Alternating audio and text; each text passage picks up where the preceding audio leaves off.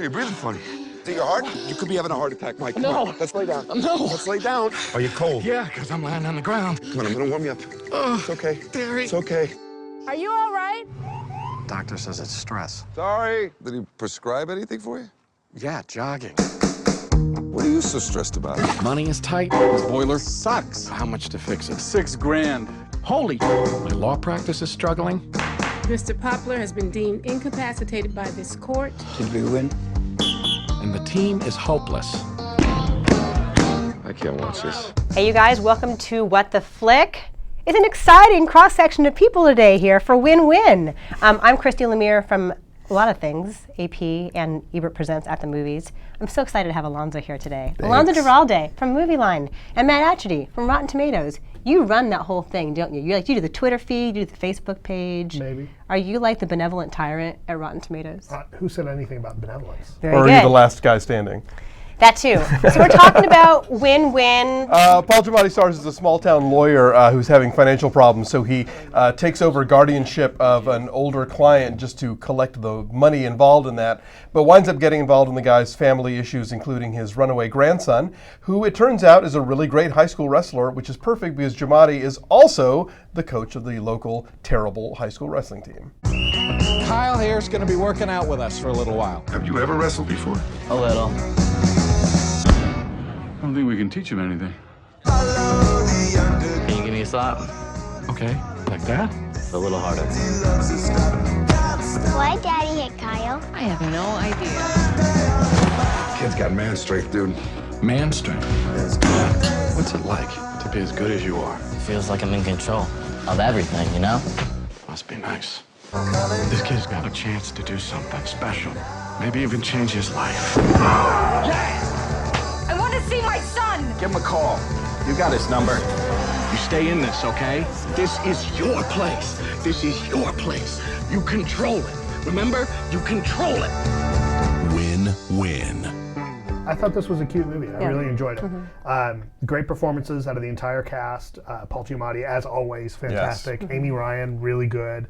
Bobby Cannavale, he was really good. Jeffrey Tambor, welcome addition to the cast. Burt Young, nice to see. Thought he was dead? Exactly. I really enjoyed this Melanie movie. Linsky. the kid. Margot Martindale. Good in everything. Love her. Good in everything. this And Alex Schaefer, the new kid. Which was his first role, right? Yeah. He'd never been in any film before. And I thought he was really good because he's supposed to be sort of a cipher, I think, for a long time, in that these middle-aged guys can project all their hopes and dreams onto him and live vicariously through him, relive their horrible wrestling days through him because he's great. But then he slowly but surely reveals a personality of his own, and he's a good kid, and it's almost like a big brother figure to the little girls in the house. And and you see, one of the reasons that they're so excited about him is that he turns out to be this star wrestler, which is the shot in the arm that Giamatti's failing wrestling team needs. That they've never won a match, and here's a kid who helps turn him around,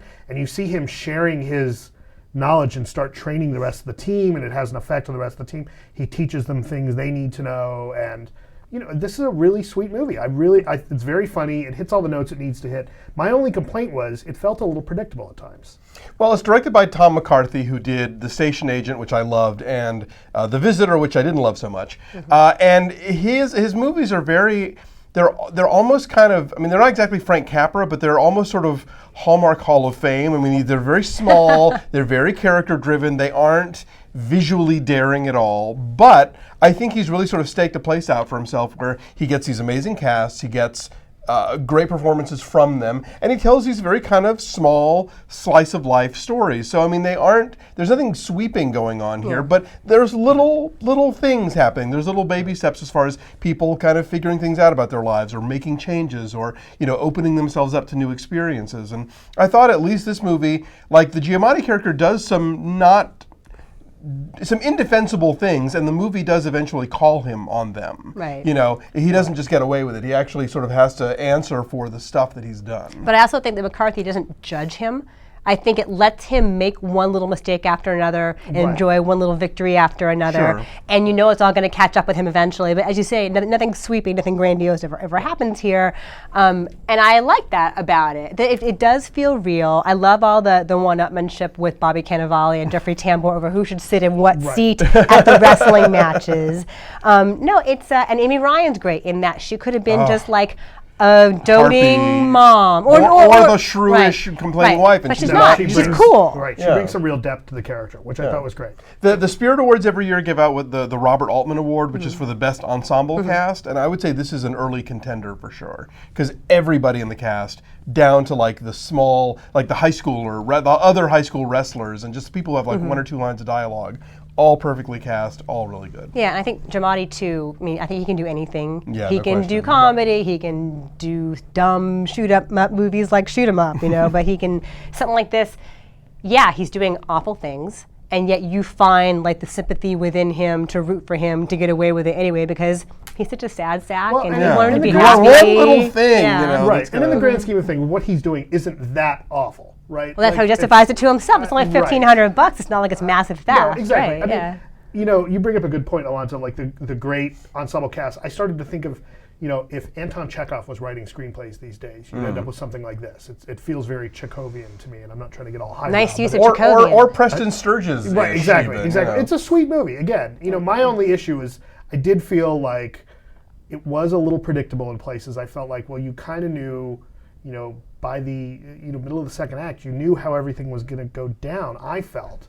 I thought there were a few twists. I thought. I mean, it didn't completely sort of you know, Bataan march into the climax you're expecting. Like there are some, and that's only a minor complaint. It's you know, I mean, would it have been interesting if, for instance, if characters get away with things the entire time? Like, that would be a really interesting, weird take, but that would not be this movie. Right, and it kind of teeters on the brink of being a formulaic, feel-good sports movie, but even then, things don't necessarily turn out the way you might expect them to in that kind of genre film. So, all right, we all like it. Numbers? Yeah. I'm probably a little bit lower than I should be. I give it a 7.5. Okay. I'm going to go 8.5.